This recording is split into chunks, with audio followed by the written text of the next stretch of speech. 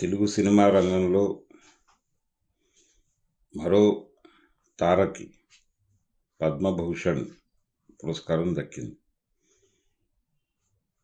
నందమూరి బాలకృష్ణకి పద్మభూషణ్ వస్తుంది అనేది మనకి ముందే తెలుసు. ఎందుకంటే రాష్ట్ర ప్రభుత్వం ప్రతిపాదించింది బాలకృష్ణ గారి పేరు.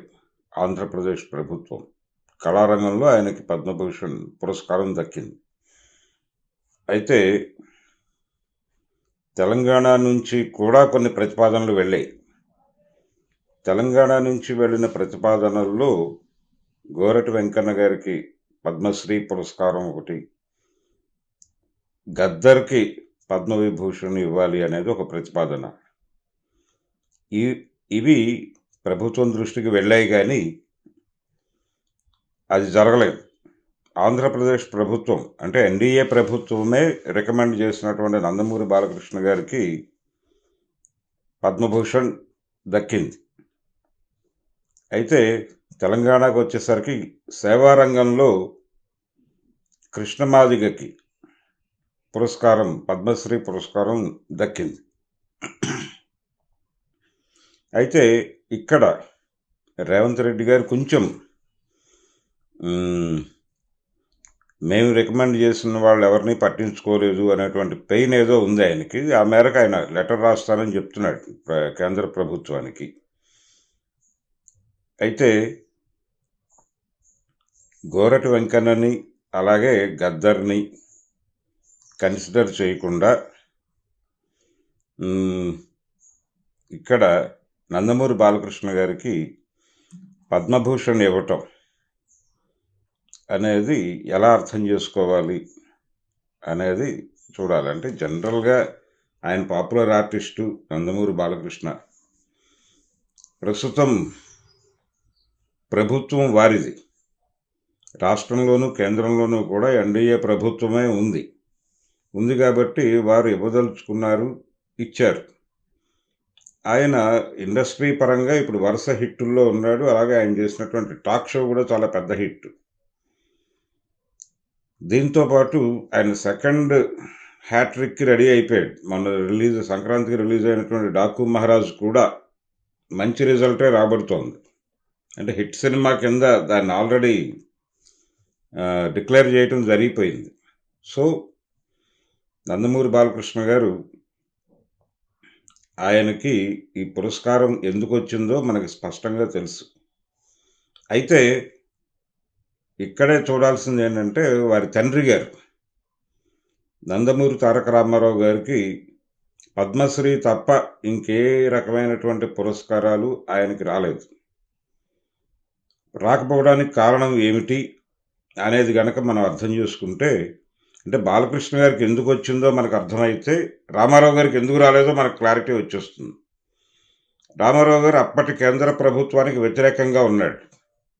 కేంద్ర ప్రభుత్వానికి వ్యతిరేకంగా ఉండటం మాత్రమే కాదు, రాజకీయంగా ఆయన ఒక ఫెడరల్ ఫ్రంట్ నిర్మాణానికి ప్రయత్నాలు చేశాడు. ఫెడరల్ ఫ్రంట్ అంటే ప్రాంతీయ పార్టీల కూటమిని కేంద్రంలో అధికారంలోకి తీసుకురావడం ద్వారా నిజమైనటువంటి ఫెడరల్ స్ఫూర్తిని నిలబెట్టిన వాళ్ళం అవుతాము అని ఒక అభిప్రాయాన్ని ఆయన దేశ రాజకీయాల్లో కొంచెం ముందుకు తీసుకొచ్చినటువంటి వ్యక్తిగా నందమూరి తారక రామారావు గారిని చూడాలి.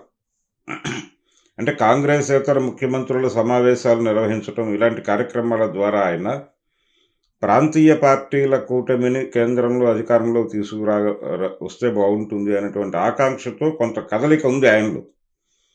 దాంతోపాటు కేంద్ర ప్రభుత్వానికి సంబంధించినటువంటి అనేక పాలసీలను ఆయన విమర్శించాడు ఆయన సినిమాల్లో.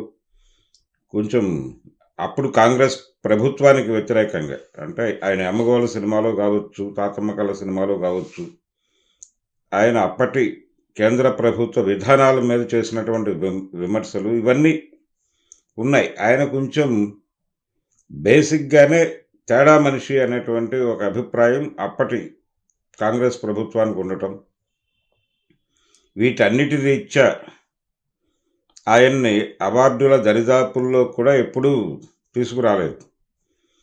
అందుకని ఆయనకి ఆ రోజున కేంద్ర ప్రభుత్వం నుంచి రావాల్సినటువంటి పురస్కారాలు ఏమీ రాలేదు. పద్మశ్రీ తప్ప. అలాగే భారతరత్న అనేది చాలా కాలంగా ఆకాంక్ష రూపంలో ఉంది తప్ప అది ఆచరణ రూపంలోకి రావడం లేదు. రాకపోవడానికి కూడా ఆయన రాజకీయ అభిప్రాయాలే కారణం కావచ్చు, ఆయన ఆచరణే కారణం కావచ్చు. అలా రామారావు గారు ఎందుకు దూరంగా ఉన్నాడు అవార్డులకి అనేది అర్థమైతే బాలకృష్ణకి ఈ పురస్కారం ఎలా దక్కిందో మనకు క్లియర్గా అర్థమైపోతుంది. ఇందుకే రామారావు గారికి ఎందుకైతే ఆ రోజున అవార్డులు ఇవ్వలేదో అదే పద్ధతిలో ఇప్పుడు కూడా తెలంగాణ ప్రభుత్వం నుంచి ప్రతిపాదనలు వెళ్ళినటువంటి ఈ ముగ్గురు కళాకారులకి కూడా చోటు లభించలేదు. గోరటి వెంకన్నకు కావచ్చు, గద్దరికి కావచ్చు, వీళ్ళకి ఈ పద్మ పురస్కారాల వ్యవహారంలో వాళ్ళకి ఒక రకంగా అన్యాయమే జరిగింది. అయితే సేవా రంగంలో కృష్ణమాదిగకి ఇవ్వటం అనేది హర్షణీయమే ఒక రకంగా. ఎందుకంటే మనది నిచ్చెన మెట్ల వ్యవస్థ.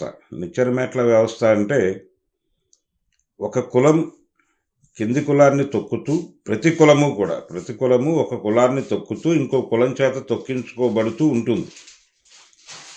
ఇప్పుడు ప్రతి రెండు కులాల మధ్య ఒక ఘర్షణ ఉంటుంది. అంటే పైన తనని తొక్కుతున్నటువంటి కులం మీద ఆగ్రహ ప్రకటన ఉంటుంది, అలాగే తను తొక్కుతున్నటువంటి కులం నుంచి వస్తున్న ఆగ్రహ ప్రకటనల మీద వ్యతిరేకత ఉంటుంది. ఈ రెండు మాట్లాడాల్సిన పరిస్థితి ప్రతి కులానికి ఏర్పాటు చేయటమే ఈ నిచ్చెన మెట్ల వ్యవస్థ యొక్క పరమార్థం. ఇది ఈ క్రమంలోనే ఎంఆర్పిఎస్ మూమెంట్ని చూడాలి మనం. ఈ ఎంఆర్పిఎస్ మూమెంట్ అనేది ఆ కులం ప్రత్యేకంగా ఇబ్బంది పడుతోంది అంటే తన గొంతు, మా మాట మేమేం మాట్లాడుకుంటాం, మా ఉద్యమం మేమే చేసుకుంటాం, మా సమస్యల గురించి మేమేం మాట్లాడతాం అంటే శ్రీశ్రీ గారు చెప్పినట్టు ఎవరో వస్తారని ఏదో చేస్తారని ఎదురు చూసి మోసపోకుమా అన్నట్టుగానే, అంటే అస్తిత్వవాద ఉద్యమాల మీద ఒక నెగిటివ్ అభిప్రాయం ఉంది చాలామందిలో. అది కరెక్ట్ కాదు. అస్తిత్వవాద ఉద్యమాలు అనేవి కమ్యూనిస్టు ఉద్యమాల్లో ఉన్నటువంటి చాలా వ్యాక్యూమ్స్ని అంటే ఖాళీలని పూరించేటువంటి ప్రయత్నమే చేశాయి అనే భావించాలి.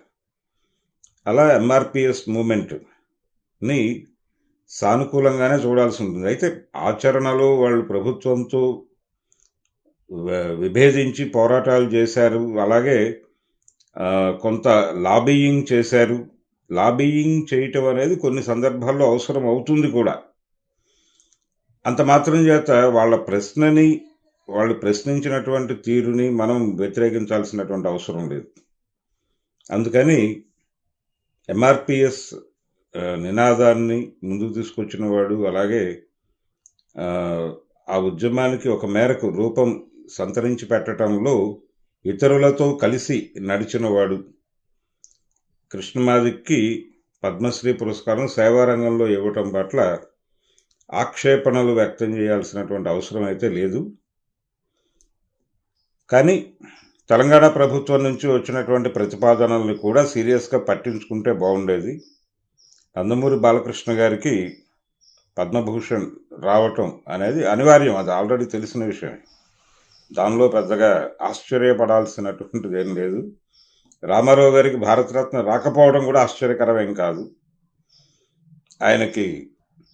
ఆయన ఉండగానే కేంద్ర ప్రభుత్వానికి సంబంధించిన ఏ పురస్కారాలు ఆయనకు దక్కకపోవడం అంటే ఫైనల్గా నేను చెప్పదలుచుకున్న విషయం అయితే నందమూరి బాలకృష్ణ గారికి ఎందుకు పురస్కారం దక్కింది అనేది అర్థమైతే రామారావు గారికి ఎందుకు దక్కలేదో మనకు క్లియర్గా అర్థమైపోతుంది.